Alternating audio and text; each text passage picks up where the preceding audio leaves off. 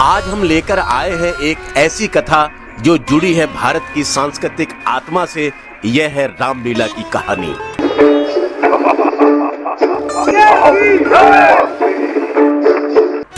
उस रामलीला की जिसमें भगवान श्री राम के जीवन को हर वर्ष मंच पर जीवंत किया जाता है। पर क्या आपने कभी सोचा है कि रामलीला की शुरुआत कब हुई, कहां से हुई और क्यों आज भी इसकी गूंज पूरे भारतवर्ष में सुनाई देती है। जैसे ही बरसात का मौसम बीतता है, भारत के गांवों, कस्बों और महानगरों में रामलीला के मंच सजने लगते हैं।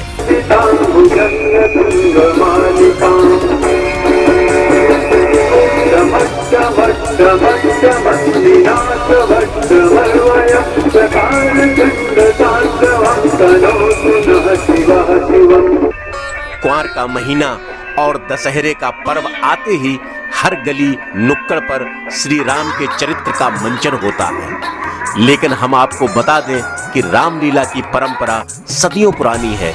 इसकी जड़ें बहुत गहरी है। 16वीं शताब्दी उत्तर भारत में भक्त आंदोलन का दौर था, जब काशी के संत और महाकवि गोस्वामी तुलसीदास ने रामचरितमानस की रचना की और यहीं से शुरू हुआ रामलीला का मंचन और लोगों को राम की कथा उनके ही बोली भाषा में सुनाने का एक जीवंत प्रयास, जिसका श्रेय गोस्वामी तुलसीदास को ही जाता है। लेकिन कुछ भावुक भक्त कहते हैं रामलीला की शुरुआत तो त्रेता युग में ही हो गई थी। जब श्री राम वनवास गए तो अयोध्या वासियों ने उनकी बाल लीलाओं का मंचन शुरू किया, ताकि उनके बिना जीवन में राम की स्मृति बनी रहे।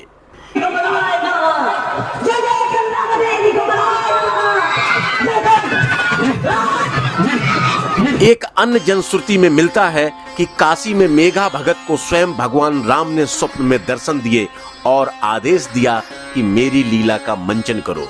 मेघा भगत ने आदेश को साकार किया और लीला शुरू हुई। कहा जाता है कि एक बार रामलीला के दौरान जब पात्र अभिनय कर रहे थे तो प्रभु ने मेघा भगत को उनकी उपस्थिति का एहसास कराया था। रामलीला के कई रूप हैं, सचल लीला, अचल लीला और स्टेज लीला। काशी में तो अचल लीला का मंचन कई जगहों पर किया जाता है। अयोध्या, जनकपुर, चित्रकूट, लंका आदि हर जगह पर रामलीला एक नए रंग में होती है। रामलीला के पात्र साधारण नहीं होते।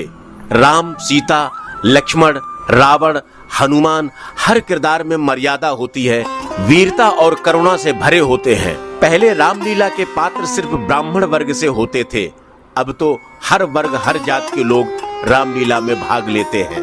लेकिन एक बात आज भी वही है, राम का अभिनय करने वाला कलाकार व्रत और संयम का पालन करता है। रामलीला का संचालन व्यास जी करते हैं। धरि लघु रूप गयऊ हनुमंता, धरि लघु रूप गयऊ हनुमंता। वो सूत्रधार हैं, वही संवादों को आगे बढ़ाते हैं। मानस की चौपाइयों के साथ भाव, स्वर और अभिनय में जीवन डालते हैं। आज भी भारत के हर कोने में रामलीला होती है। काशी, अयोध्या, इलाहाबाद, दिल्ली, ग्वालियर आदि शहरों की लीलाएं देखते ही बनती हैं। हर मंच पर हर पात्र एक नई श्रद्धा, एक नई अनुभूति लेकर आता है। यह केवल नाटक नहीं, यह है धर्म का, संस्कृति का और भक्ति का जीवंत पर्व। रामलीला में नृत्य संगीत की प्रधानता नहीं होती, क्योंकि चरित्र नायक गंभीर, वीर, धीर, शालीन एवं मर्यादा प्रिय पुरुषोत्तम है।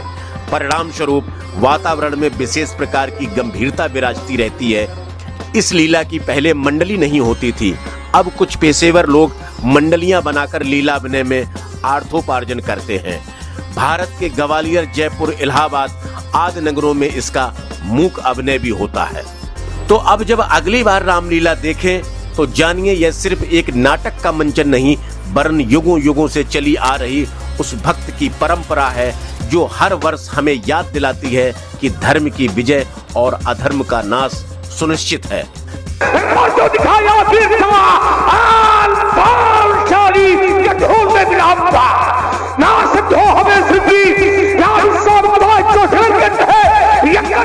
कराए हैं,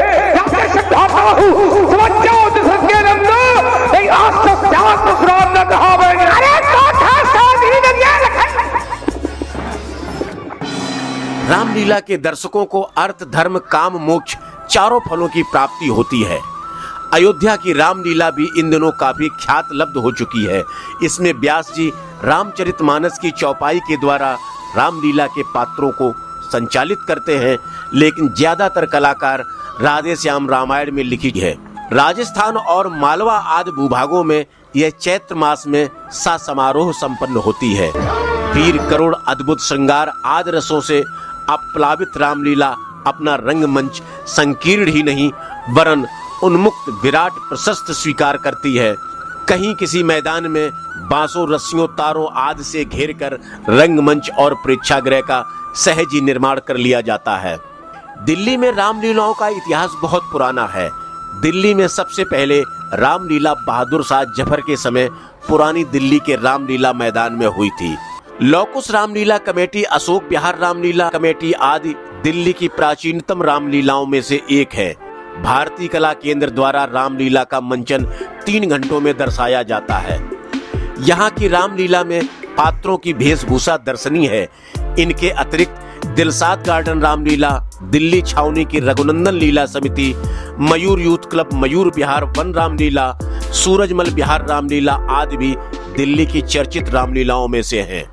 वीडियो पसंद आया हो तो लाइक करें, चैनल को जरूर सब्सक्राइब करें और कमेंट्स में बताएं वीडियो आपको कैसा लगा। अंत में जय श्री राम लिख दें, आपकी सभी मनोकामनाएं पूर्ण होंगी।